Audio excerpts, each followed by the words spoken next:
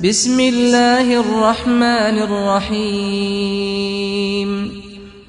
رسول اللہ صلی اللہ علیہ وسلم نے فرمایا، جس شخص نے دنیا میں شراب پی وہ آخرت میں شراب سے محروم رہے گا۔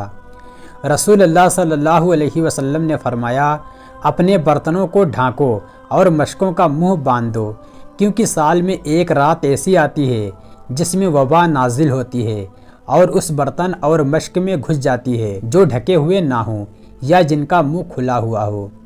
حضرت انس رضی اللہ تعالیٰ عنہ سے روایت ہے کہ رسول اللہ صلی اللہ علیہ وسلم نے کھڑے ہو کر پانی پینے سے منع فرمایا ہے۔ حضرت ابن عباس رضی اللہ تعالیٰ عنہ سے روایت ہے کہ نبی صلی اللہ علیہ وسلم نے ایک ڈول میں زمزم کا پانی لے کر کھڑے ہو کر پیا۔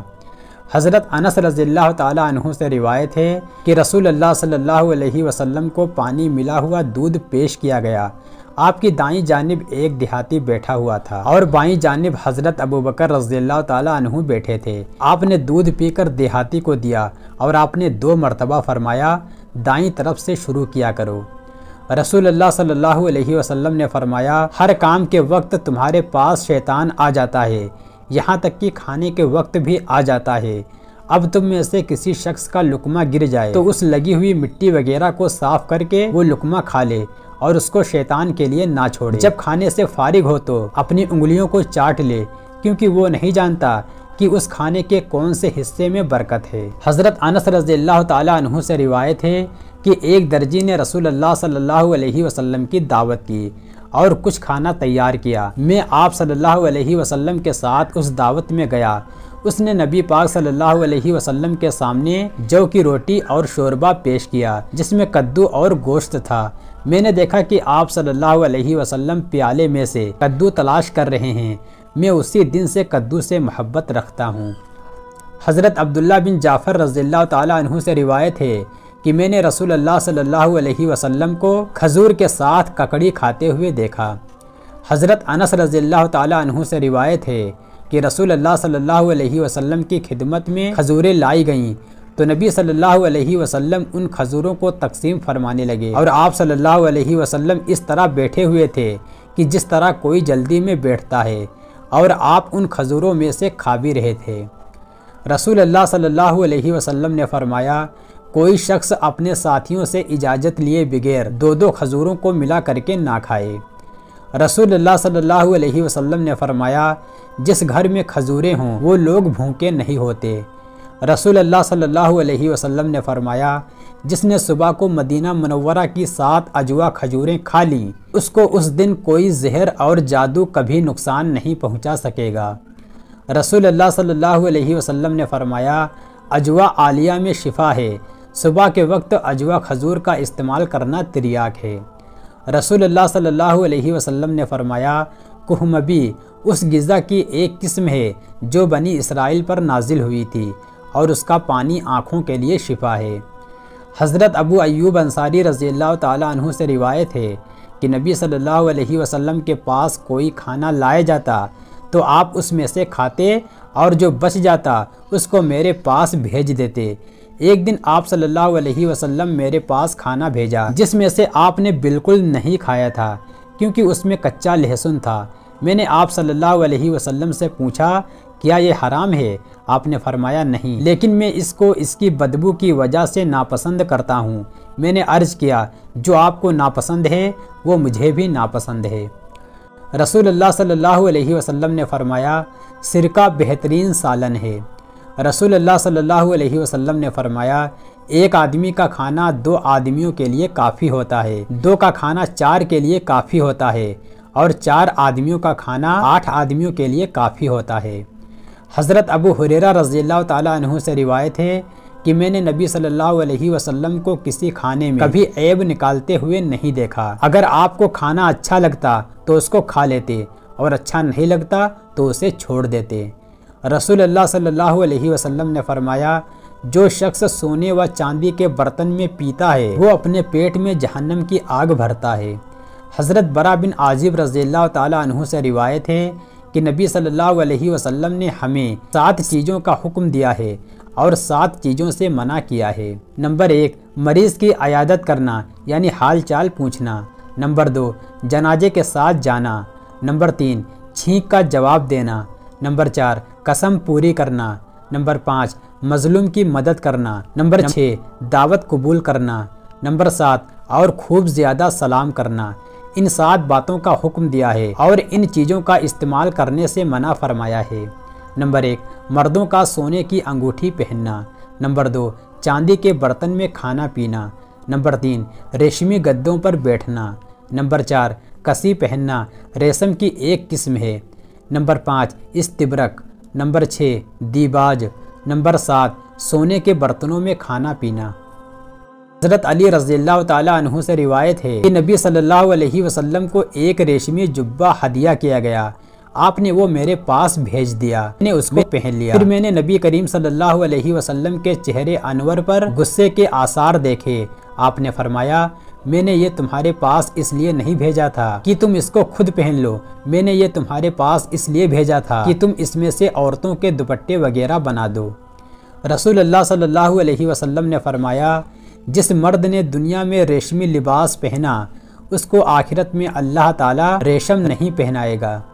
حضرت عبداللہ بن عمر رضی اللہ تعالیٰ عنہ سے روایت ہے کہ نبی صلی اللہ علیہ وسلم نے مجھے زرد رنگ کے 2 کپڑے پہنے ہوئے دیکھا، آپ نے فرمایا یہ کافروں کے کپڑے ہیں، اسے مت پہنو۔ حضرت ابو بردہ رضی اللہ تعالیٰ عنہ سے روایت ہے کہ حضرت عائشہ رضی اللہ تعالیٰ عنہا نے ایک تہبند اور ایک پیوند لگی ہوئی چادر نکالی اور فرمایا رسول اللہ صلی اللہ علیہ وسلم کی انہی کپڑوں میں وفات ہوئی تھی۔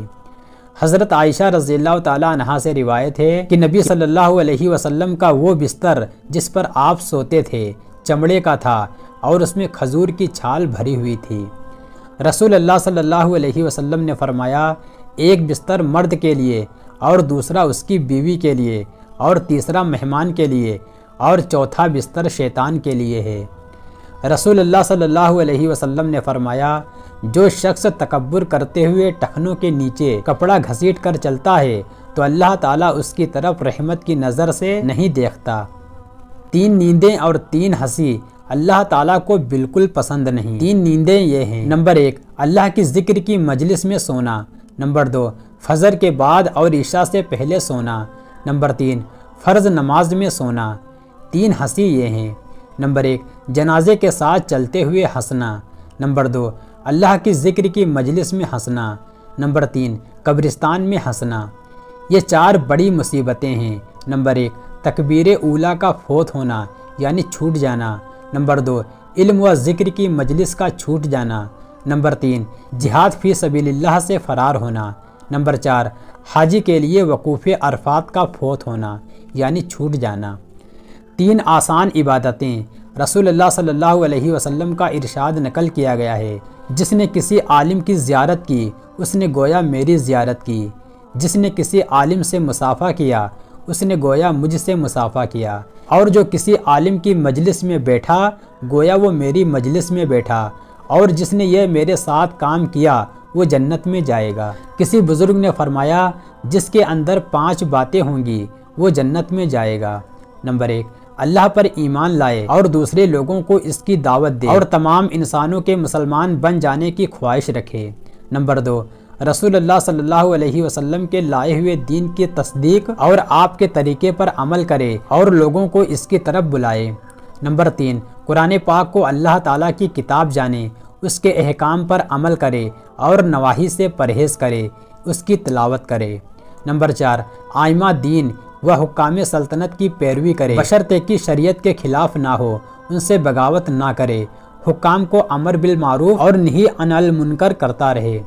نمبر 5 ہر ایک کے لیے اس بات کو پسند کرے جس کو اپنے لیے پسند کرتا ہے، اور اس کو ناپسند کرے جس کو اپنے لیے ناپسند کرتا ہے۔ رسول اللہ صلی اللہ علیہ وسلم نے فرمایا میں تمہارے لیے 2 چیزیں چھوڑ کر جا رہا ہوں، جب تک اس کو مضبوطی سے تھامے رہو گے، ان پر عمل کرتے رہو گے، گمراہ نہ ہوگے۔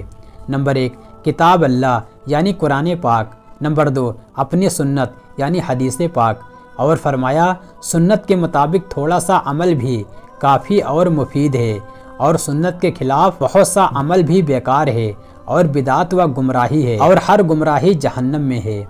ایک صحابی رسول اللہ صلی اللہ علیہ وسلم کا ارشاد نقل کرتے ہیں، 2 آدمی میری شفاعت سے محروم رہیں گے۔ نمبر 1، ایک ظالم بادشاہ یا حاکم، دوسرا دین میں اتنا غلو کرنے والا کہ اس کی وجہ سے لوگ دین اور اہل سنت کا طریقہ چھوڑ بیٹھیں۔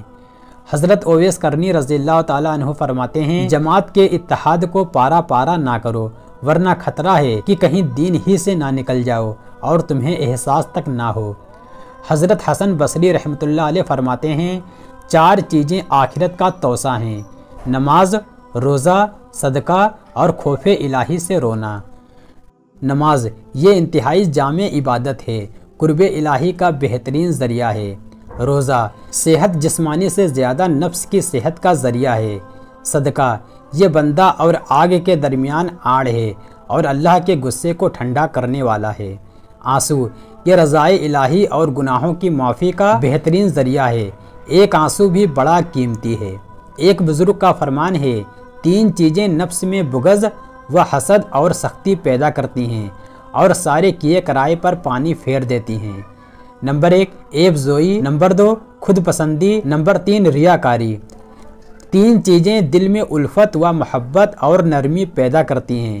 نمبر 1، حسن اخلاق، نمبر 2، اخلاص، نمبر 3، تواضع۔ یحییٰ بن معاذ رحمۃ اللہ علیہ فرماتے ہیں، انسان 3 طرح کے ہیں۔ نمبر 1، وہ لوگ جو دنیا کی وجہ سے آخرت سے غافل ہیں، یہ ہلاک اور برباد ہونے والے ہیں۔ نمبر 2، وہ جو آخرت کی وجہ سے دنیا سے غافل ہیں، یہ کامیاب و بامراد ہیں۔ نمبر 3، وہ جو دنیا و آخرت دونوں میں لگے ہیں، یہ خطرے والے ہیں۔ 4 کی قدر صرف 4 ہی لوگ جانتے ہیں۔ نمبر 1، جوانی کی قدر صرف بوڑھے لوگ ہی جانتے ہیں۔ نمبر 2، عافیت کی قدر صرف مصیبت والے جانتے ہیں۔ نمبر 3، صحت کی قدر مریضوں کے سوا کوئی نہیں جانتا۔ نمبر 4، زندگی کی قدر مردے ہی جانتے ہیں۔ عقل مند ہے وہ لوگ جو وقت پر ان کی قدر کر کے بھرپور فائدہ حاصل کر لے۔ کسی نے ایک بزرگ سے سوال کیا، آپ کے عمل کی بنیاد کس پر ہے؟ تو بزرگ نے فرمایا، 4 چیزوں پر۔ نمبر 1، مجھے یقین ہے کہ میرے حصے کی روزی کسی دوسرے کے پاس اور دوسرے کی روزی میرے پاس نہیں پہنچ سکتی، لہٰذا میں اللہ پر بھروسہ رکھتا ہوں۔ نمبر 2، مجھے معلوم ہے کہ میرے ذمے کچھ فرائض ہیں جن کو میرے سوا کوئی ادا نہیں کر سکتا، اس لیے میں ان میں مشغول ہوں۔ نمبر 3، مجھے علم ہے کہ میرا اللہ مجھے دیکھ رہا ہے، اس لیے برائی و گناہ کرتے ہوئے اس سے شرماتا ہوں۔ نمبر 4، میں جانتا ہوں کہ میری موت کا وقت مقرر ہے، میں اس کی طرف دوڑ رہا ہوں اور وہ میری طرف، اس لیے اس کی تیاری میں لگا ہوا ہوں۔ کسی نے فرمایا، غفلت و ہلاکت کی 3 نشانی ہیں۔ نمبر 1، اپنے بعد چھوڑنے کے لیے مال جمع کرنا۔ نمبر 2، مہلک گناہوں کی کثرت۔ نمبر 3، نجات دلانے والے اعمال کی طرف سے لاپرواہی۔ مقبولیت اور کامیابی کی بھی 3 علامتیں ہیں۔ نمبر 1، دل کا آخرت کے بارے میں متفکر رہنا۔ نمبر 2، زبان کا ہر وقت اللہ کے ذکر میں مشغول رکھنا۔ نمبر 3، جسم کے تمام اعضاء کا اللہ کی اطاعت کرنا۔ ایک بزرگ نے فرمایا، خود کو دھوکہ دینے والے کی 3 علامتیں ہیں۔ نمبر 1، ہلاکت و بربادی سے بے خوف ہو کر نفسانی خواہشات کی جانب دوڑنا۔ نمبر 2، امیدوں اور آرزوؤں کی کثرت۔ نمبر 3، عمل کے بغیر آخرت کی توقع رکھنا۔ کسی بزرگ نے فرمایا، جن لوگوں میں 4 چیزوں کے بعد اطاعت و نیکی کا جذبہ یا اس میں اضافہ نہ ہو تو سمجھ لو کہ ان کے یہ 4 کام قبول نہیں ہوئے۔ نمبر 1، میدان جہاد کی واپسی کے بعد۔ نمبر 2، سفر حج سے واپسی کے بعد۔ نمبر 3، رمضان کے روزے رکھنے کے بعد۔ نمبر 4، بیماری سے شفا پانے کے بعد۔